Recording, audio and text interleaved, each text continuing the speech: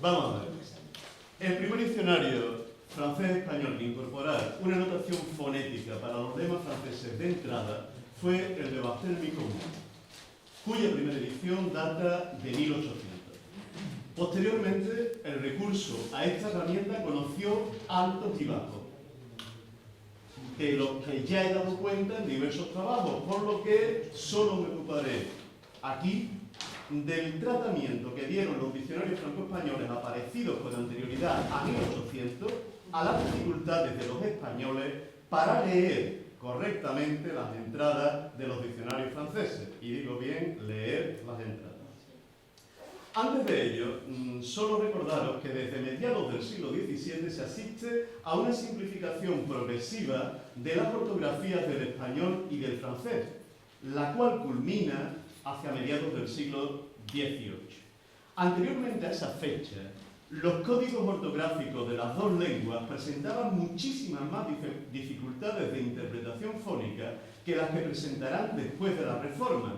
Sirva de ejemplo, centrándonos en el francés, la abundancia de consonantes interiores mudas, particularmente la S, pero no solo la S, a lo cual se añadía el doble valor vocálico o consonante que podían tener las letras I y U.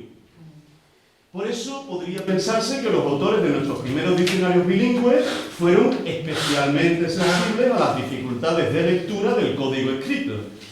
Pues bien, nada más lejos de lo que realmente ocurre. El primer diccionario de la lexicografía franco-española es el de Horkens. Hablo de verdaderos diccionarios, no de vocabulario. Es decir, quiero decir, no de algún vocabulario que recoge un poco de francés, un poco de español, sino la pretensión de recoger todo el léxico de las dos lenguas. La pretensión, no lograda, pero sí pretendida. Bien, el primer diccionario de nuestra serie es el de Horkens. Por ser unidireccional francés, español, latín, en principio se podría pensar que estaba destinado principalmente a los hispanohablantes que se acercaban al francés por vía escrita. Como veis en la cita que tenéis en pantalla, el autor muestra en su prólogo que era consciente de la complejidad ortográfica del francés. De hecho, al hablar en ese texto de iteración, de reiteración, se refiere a entradas de ese tipo. O sea, a entradas que podrían ser muy válidas para que el lector hispanohablante que hubiera de interpretar un texto escrito supiera que estaba, al encontrarlo de esas variantes, que estaba ante variantes del mismo vocablo. Pero evidentemente nada le decían estas variantes, esta presentación de las variantes, en cuanto a si la pronunciación que correspondía a ellas, a las variantes, era también la misma. Aquí era la misma, pero no siempre lo era, como ven en este caso. Y, por supuesto, tampoco resolvía esta presentación, o esta presentación de variantes, tampoco resolvía las posibles dudas que pudieran surgirle al lector en cuanto a si todas las letras escritas tenían correspondencia en la pronunciación. Bien, ¿por qué no mostró Horkens un mayor interés por atender a esta dificultad? Pues seguramente por la fuente que utilizó. Horkens partió para establecer sus entradas francesas del diccionario bilingüe francés-latín de Robert-Estienne, donde el problema de la pronunciación no se planteaba, porque Estienne publicaba un diccionario para francófonos. Por otro lado, Horkens había sido toda su vida militar, por lo que cabe dudar de que estuviera en disposición de resolver las dificultades de lectura del francés por los españoles. Con su obra pionera resolvía el problema de la interpretación de textos escritos en francés, y eso debió de parecerle más que suficiente. 5 años después apareció el segundo diccionario de nuestra serie, esta vez bidireccional francés-español, español-francés. Su autor ya anuncia desde el prólogo que nada se puede esperar de su obra en materia de pronunciación. Nótese que al remitir a la gramática española publicada en 1597 por Houdin, Palais está dando una solución a quienes se acercaban a su obra para acceder al español, pero no muestra la más mínima preocupación por un posible uso de su diccionario por parte de los hispanohablantes, es decir, por usuarios para quienes la dificultad residiera en el francés. En 1607, aparece el tercer diccionario elaborado en este corto espacio de tiempo de 7 años situado a comienzos del 17. El diccionario de Houdin no solo condenará al olvido a sus dos predecesores, sino que será la gran obra de referencia de la lexicografía franco-española durante todo el siglo XVII. Ciertamente sufrirá la competencia comercial de otros dos diccionarios, el de Victori y el anónimo impreso por Troñesio. Pero estos dos son derivados, por no decir plagio, del de Houdin, por lo que presentan las mismas características que paso a exponer. Houdin, como previamente Palais, había compuesto su obra esencialmente para usuarios francófonos. De hecho, su diccionario se abre por una advertencia o prólogo en que Houdin expone los principales escollos de la ortografía castellana de su tiempo, dando incluso algunas indicaciones sobre las pronunciaciones correspondientes a estas letras. Pues bien, ninguna preocupación muestra, en cambio, por las dificultades que el francés pudiera plantear a los españoles, que nunca aparecen en su obra lexicográfica como destinatarios suyos. Hay que esperar a la edición de 1645 de este diccionario, posterior a la muerte del autor, revisado por su hijo Antoine, para que Antoine Houdin, además de insistir aún más sobre ciertos aspectos de la ortografía española en el prólogo, añada por fin, en ese mismo prólogo, una rápida indicación relativa al francés.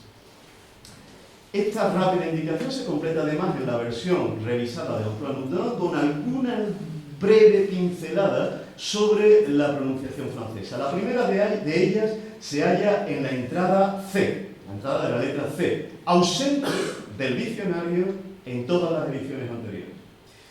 Por desgracia, este modo de dar alguna noción a los españoles sobre la buena lectura de las entradas francesas no se ve acompañada en la obra de indicaciones similares en todas las letras donde hubiera sido menester. Solo se repite en la entrada I, pero ni siquiera en C e I, como ven ustedes, sus explicaciones son satisfactorias y mucho menos suficientes. Nada cambiará en las ediciones posteriores a la muerte de Antoine Houdin, salvo la introducción de una ayuda considerable para el lector español no demasiado avezado en francés. La distinción, por fin, de los valores vocálicos y consonantes de I y U. Y digo por fin porque esta distinción ya la usaba el diccionario desde 50 años atrás en el caso del español que se ofrecía a los franceses. Tras este decepcionante siglo XVII en lo que respecta a nuestro tema, llegamos a la primera obra del XVIII, el Diccionario de Sobrino. Este autor, residente en Bruselas, debía de ser español o de origen español, por lo que hubiera cabido esperar una mayor sensibilidad por su parte a las dificultades que los hispanohablantes encontraban en francés. Pues bien, esperanza plana. Ciertamente, en el encabezado del diccionario, inmediatamente antes del comienzo de las palabras por A, se lee que los términos que se escribían con doble consonante, en francés, naturalmente, se busquen por la consonante simple, lo que es un modo de indicar que esas dobles consonantes no se leían como geminadas. Y también se halla una simplificación ortográfica que prescinde del uso de la Y. Pero a pesar de esto, en francés, a pesar de esto, Sobrino representa un paso atrás con respecto a las ediciones del Tesoro de Houdin del 17 revisadas por Antoine Houdin. Antoine Houdin, como hemos visto, incluía un breve comentario en las entradas C e I que Sobrino elimina. No existen en su obra entradas específicas para las letras. Y esto no cambiará en las siguientes ediciones, siendo la última de 1761. Es un desinterés por este aspecto del francés que contrasta con el carácter fuertemente didáctico de este diccionario. La primera edición del diccionario, 1705, contenía, además del diccionario, algo tan pedagógico como una nomenclatura temática, es decir, un vocabulario temático que era la base para enseñar el vocabulario. Es verdad que esta nomenclatura temática desaparece en la segunda edición de 1721, pero pero esa supresión se compensa con un reforzamiento del carácter didáctico en lo que se refiere a la enseñanza de la morfología. Ya ven ustedes que en 1705, si buscan Osé, pues hay una entrada Osé que dice que traduce por osar al reverso. Ya está. En 1721 ven ustedes primera entrada Osé y después un montón de subentradas que conjugan el verbo, primero en forma afirmativa, después en forma negativa, después interrogativa, después la forma pasada, afirmativa, negativa, la forma de pasado simple. O sea, es un didactismo total. A fondo.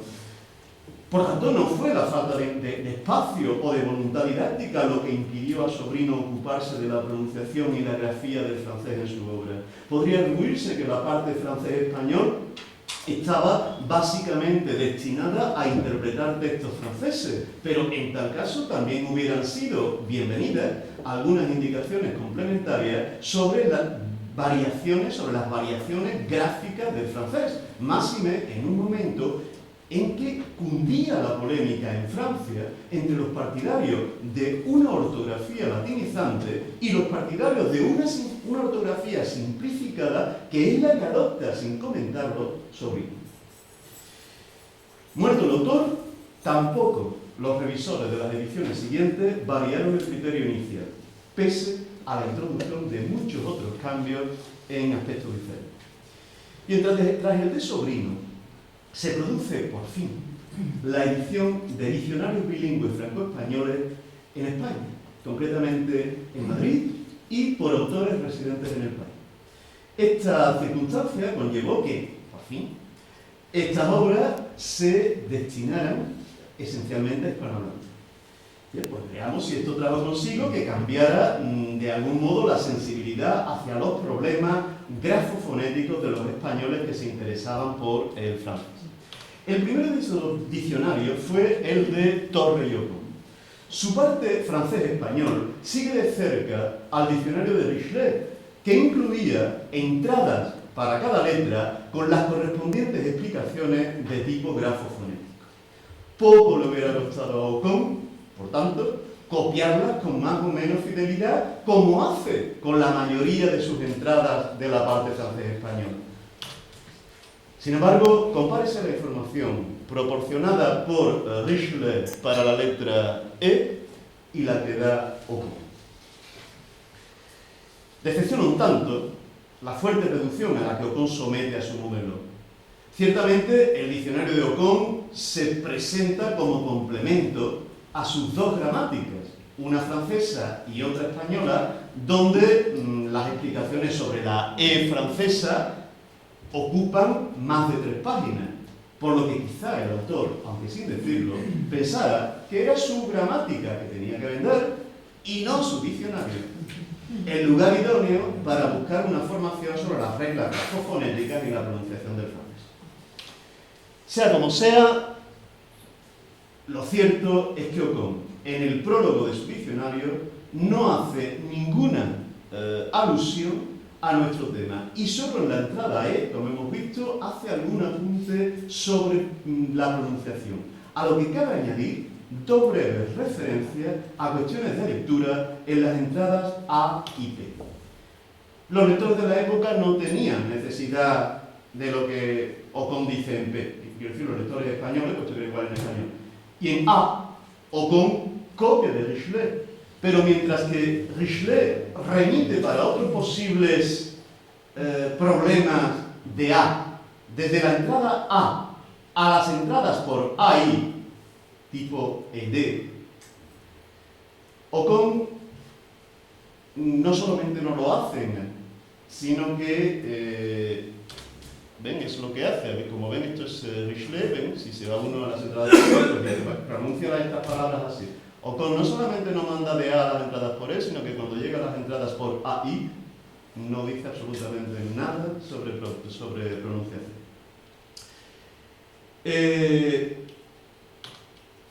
Por tanto,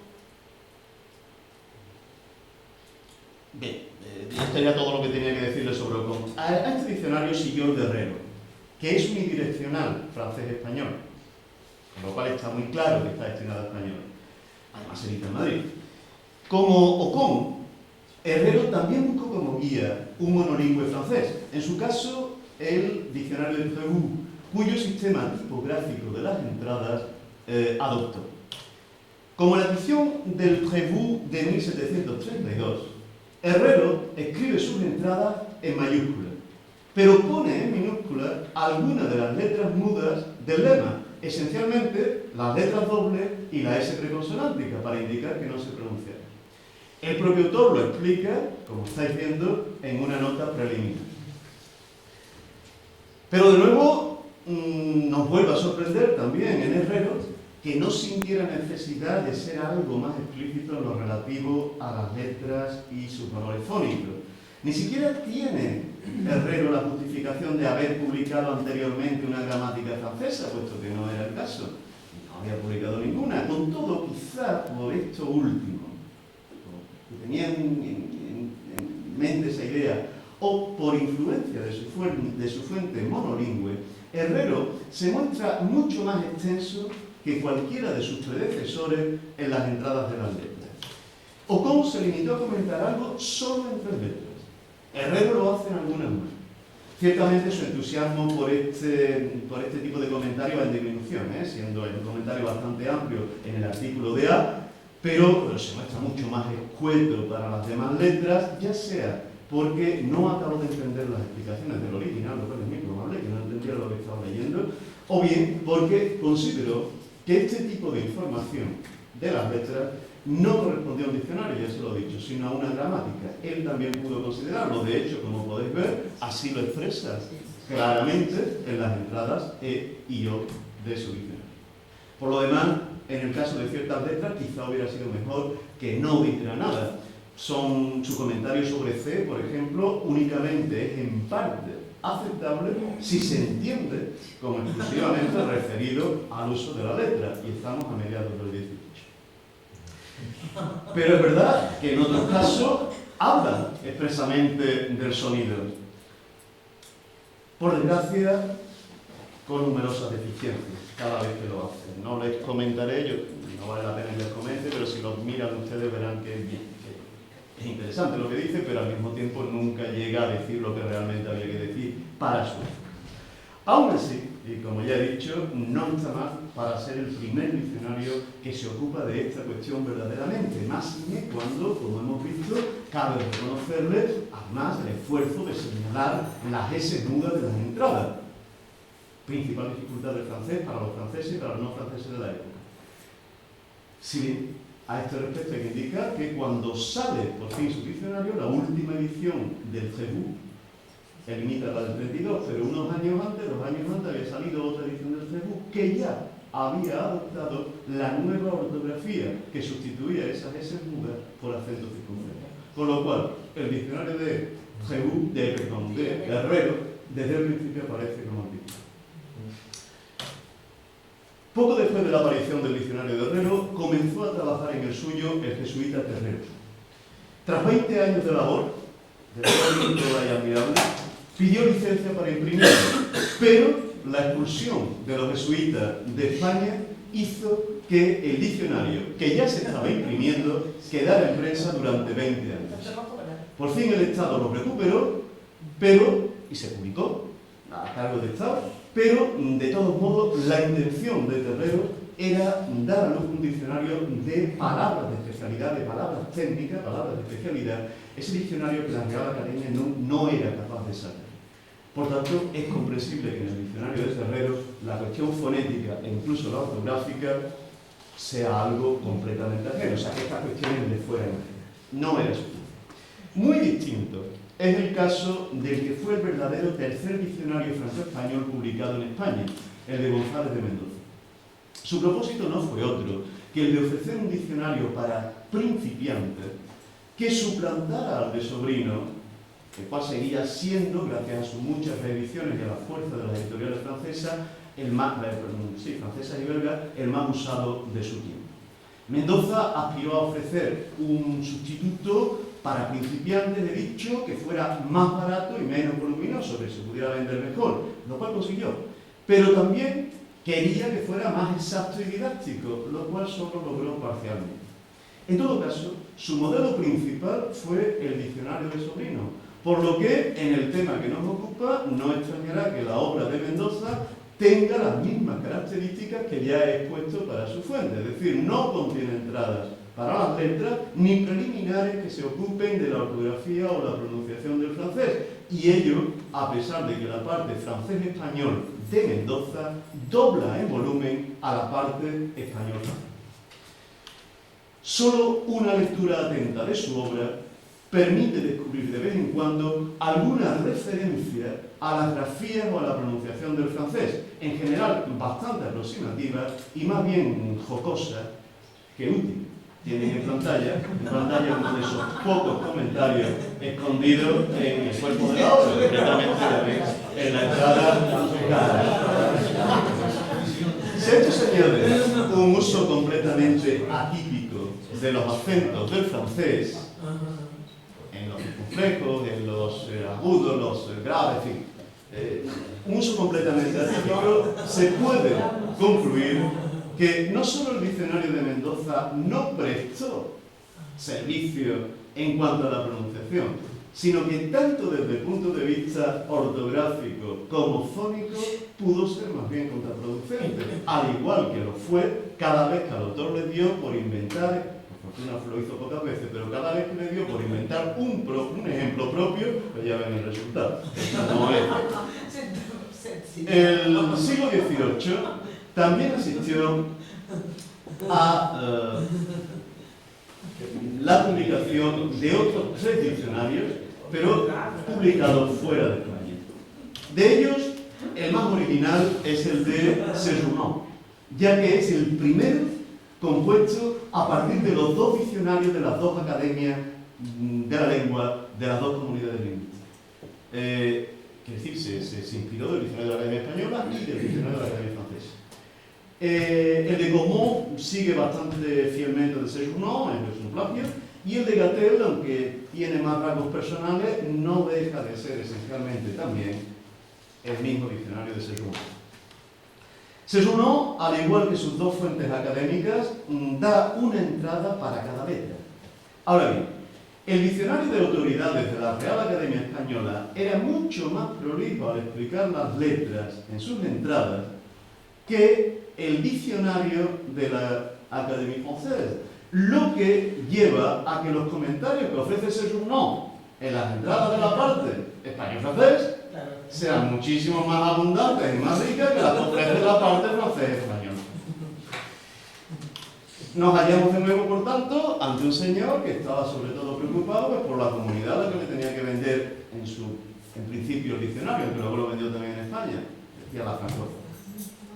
Como vemos, podéis figurar, las explicaciones en las entradas de las letras francesas, al estar casi todas copiadas del diccionario de la Académie y sin aportación personal por parte de Séjourné, no tienen nada de contrastivo con respecto al español. Todas las explicaciones se hacen, como lo hacía la propia Academia Francesa, a partir del francés mismo, en todo caso comparando con una lengua clásica, pero naturalmente no con el español.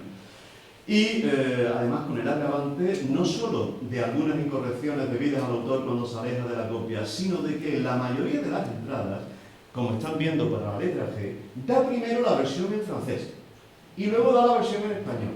La versión en francés es correcta y la versión en español está llena de incorrecciones. Cuando era la versión en español, la que en principio podía interesar más a alguien que leyera este tipo de entradas en la parte francesa. Con todo, dada la atención que los 2 diccionarios académicos prestaban a este tipo de entradas, las letras, el de Séjourné supera en cantidad de información al de Herrero, que era el primero que se había interesado por estos asuntos.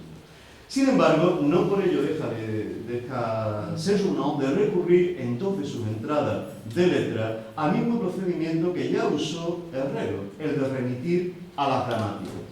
Una diferencia entre ambos, no obstante, es que Herrero remitía a las gramáticas en general, mientras que Séjourné, ya lo están viendo, reenvía a obras precisas.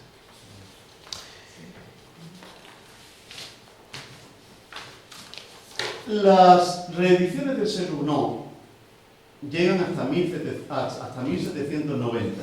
Corregirán ciertas erratas de la primera edición, pero no cambiarán nada en los contenidos. En cuanto al que le siguió, el plagiario François Cormont, Este es François, insisto porque luego hablaré de Barthélemy Cormont, su nieto. Este es François. Muy bien, este señor que hizo un plagio de Séjournon eliminará esos reenvíos a gramáticas en las primeras ediciones, en las dos primeras ediciones de su obra. Pero tales reenvíos reaparecerán en las dos últimas ediciones de la obra de Cormont. Con lo que unas obras que todavía podían tener algún sentido cuando las citaba Séjournon, porque no eran demasiado antiguas en su tiempo, citándolas a final del siglo, sobre todo la de Béat, de 1714, o la de Ocon, un poco posterior, ya eran obras muy antiguas, era absurdo estar citando esas obras a finales del siglo XVIII. Pero peor que esto, aunque Cormont copió de Séjournon, supo corregir los errores que Séjournon tenía en las entradas de las letras, esos errores que les he mostrado en la parte española, bien, eso lo corrige Cormont en las dos primeras ediciones. Como una vez que muere Cormont, las ediciones siguientes lo que hacen es volver a copiar, pero ya literalmente a Séjournon, todos los errores de Séjournon vuelven a editarse en Francia para... Bien, con el diccionario de Gatell se produce un paso cualitativo en lo que se refiere a la explicación de los sonidos y las letras del español. La obra viene precedida por un larguísimo discours preliminar de 52 páginas, donde por primera vez en nuestro corpus se halla una reflexión profunda, seria, sobre las obras lexicográficas, sobre lo que deben ser. Seria simplemente porque Gatell va analizando qué contenidos debe tener un diccionario a partir de una guía segura. El artículo Dictionnaire de l'Encyclopédie Méthodique. Esto lo lleva a incluir en ese discours preliminar un apartado pronunciación seguido de un apartado ortográfico.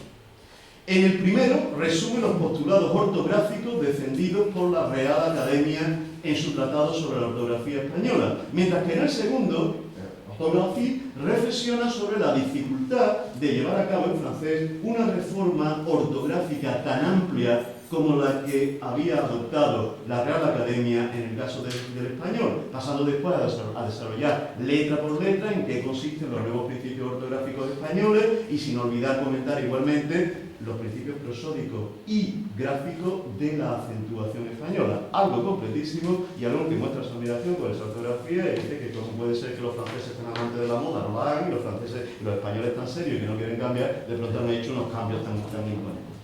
Bien, es esto una innovación esencial en nuestra serie de diccionarios, como ya he dicho. Pero la obra deja ver claramente que sus destinatarios primeros no eran los españoles.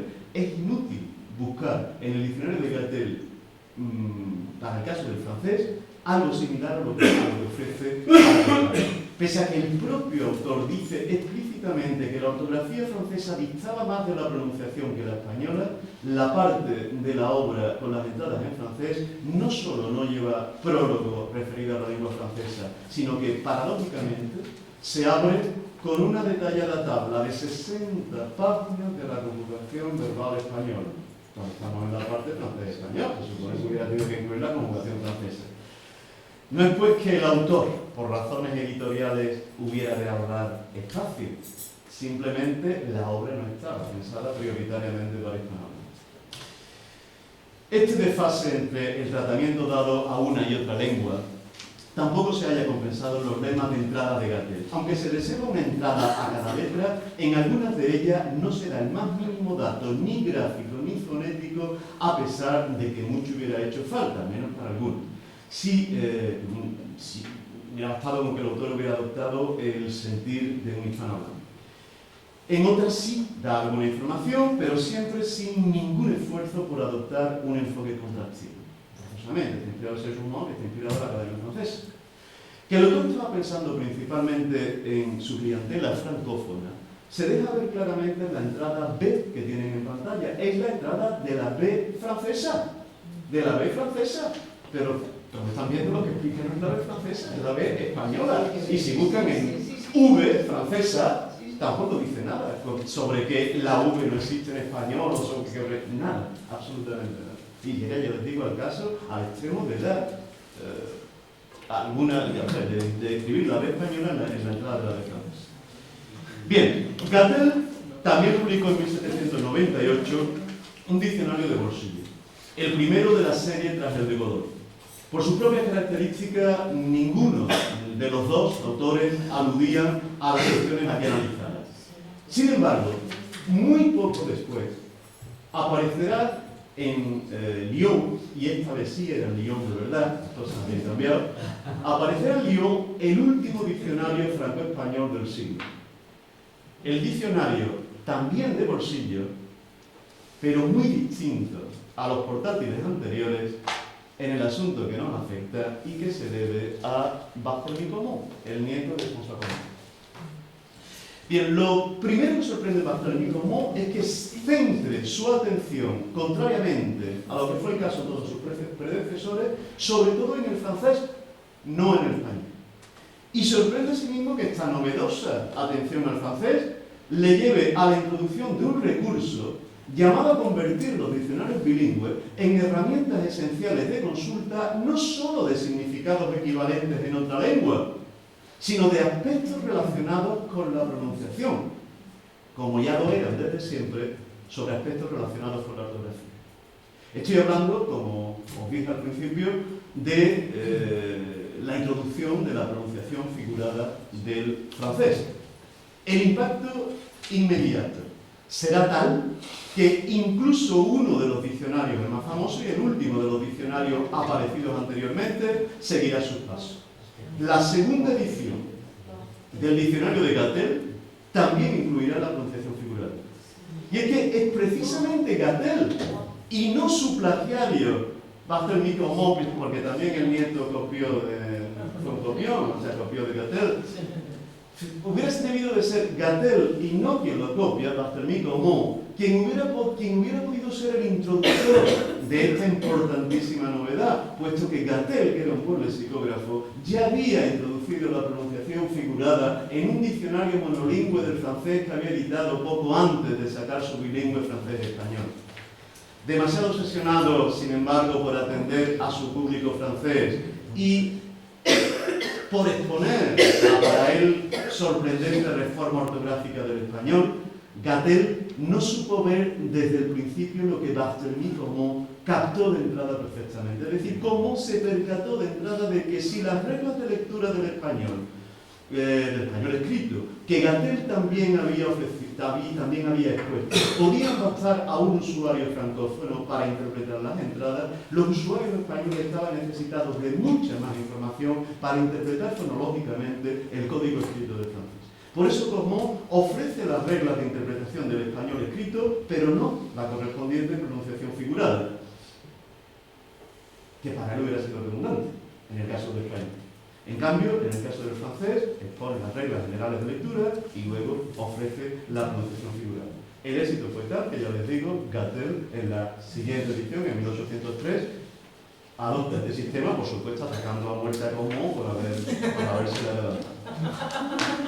Bien, les hago un resumen rápido y los dejo. Como se ve, los siglos XVII y XVIII explotaron de muy diversos modos las posibilidades que pueden ofrecer los diccionarios para ayudar a la pronunciación y la lectura a sus usuarios. Ciertamente no se trataba de obras principalmente destinadas a la enseñanza de la lengua oral, sino más bien de instrumentos útiles para comprender textos escritos. Con todo, la mayor parte de ellos tuvieron pretensiones didácticas, sobre todo algunos de los compuestos por autores españoles, lo que hubiera podido llevarles a prestar mayor atención, como mínimo, a la correcta lectura de los términos de entrada por la lectura de los términos de entrada por su clientela hispanohablante. Sin embargo, no hay correlación directa entre tendencia didáctica y atención a la pronunciación. Dos de los más didácticos de todos estos diccionarios, el de Sobrino y el de González de Mendoza, están entre los menos interesados en la pronunciación del francés. Y el de Herrero, aunque presta la notable ayuda de señalar en las entradas las S mudas, ya les he explicado que hubiera podido buscar un sistema más económico adoptando la nueva ortografía. Paradójicamente son los autores franceses, Séjourné, François Común, Gatell, quienes, pese a que editan su diccionario primeramente para franceses, proporcionan más información a los hispanohablantes por medio de las entradas de la ley. Por desgracia, ni son coherentes en el uso de esta vía, ni su principal interés era el francés, como bien se ve sobre todo en el caso de Gato. En todo caso, para nuestro asunto no solo fue determinante el público para el que se compusieron prioritariamente las obras, sino también las fuentes en que estuvieron basadas. Si Houdin hubiera encontrado en sus predecesores, por principales, alguna atención a la pronunciación francesa, probablemente le hubiera también prestado alguna en su tesoro de principio del 27. O si, aún sin precedentes, Houdin hubiera tomado la iniciativa de ocuparse de la ortografía y la pronunciación francesa, pues como gran gramático que era, hubiera tenido capacidad para hacerlo, si hubiera tomado esa iniciativa, ello hubiera seguramente supuesto que lo mismo hubiéramos encontrado en los diccionarios plagiarios del tipo Victory y el impreso por Troyer en Amberes. Y seguramente Sobrino, que partió de Houdin, hubiera intentado hacer lo mismo. Si Sobrino lo hubiera hecho, ¿entiendes? O sea, que simplemente hay una tradición de desinterés que se rompió por fin con Común. Común, si recuerdan, vivió en plena época de la Revolución. Pues bien, también su revolución en el campo de la lexicografía franco-española tras un éxito fulgurante, ya se lo he dicho, fue imitado por Bertel, parecerá perecer, esa gran revolución que había lanzado parecerá perecer, al igual que le pasó a la política, por opiniones contrarias a la novedad que la había nacido. Pero su innovación, de todas maneras, casi 50 años después, pero acabará siendo reivindicada y ya desde entonces, desde mediados del 19, ya no dejará de producir efectos hasta nuestro día. Por tanto, y siguiendo con el símil de la Revolución Francesa, el diccionario de Común marcará también la linde entre el antiguo y el nuevo régimen en la lexicografía franco-española en los últimos años.